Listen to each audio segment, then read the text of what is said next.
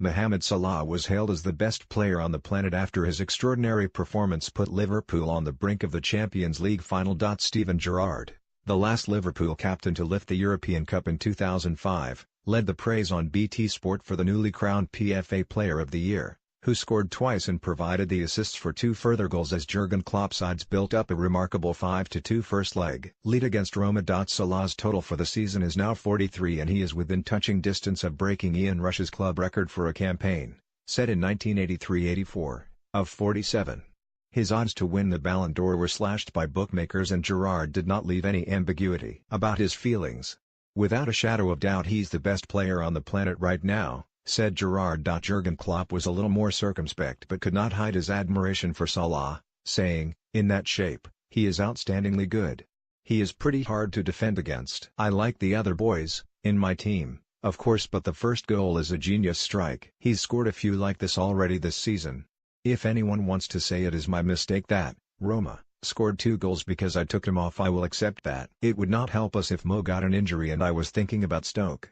You always create stories. If you think he is the best in the world, write it. What I will say, he is in world-class shape, 100%, but to be the best in the world, you have to do that over longer period. There are 1 or 2 others who are doing that, I would say." Liverpool looked to have had the tie wrapped up when they amassed a 5-goal lead by the 69th minute. Roberto Firmino, 2, and Sadio Mane scored the others, but Klopp's downbeat mood had nothing to do with the concession of 2 cheap late goals. Alex Oxlade-Chamberlain was stretchered off early in the first half with what appears to be serious knee ligament damage. Though Klopp would not confirm it, the indications are that the midfielder will miss the World Cup and is set for a prolonged spell on the sidelines. The biggest blow is the injury of Oxlade-Chamberlain, said Klopp. "I thought the boys played a brilliant game over a very long period. When the medical department quite concerned without a scan, but it doesn't look good. We lost a fantastic player, so I am not really in the mood to talk about specific fantastic things. That is bad news for us. The squad doesn't get bigger at the moment, so we need to be creative in the next few games." Roma overturned a 3-goal deficit in the last 8 to shock Barcelona, and there was a sense that they might do the same again in the return leg next Wednesday. Klopp is not concerned, though, and is confident Liverpool will rise to the challenge in the Stadio Olimpico. "There would have been work if we won 5-0, said Klopp. "Roma would have tried everything anyway.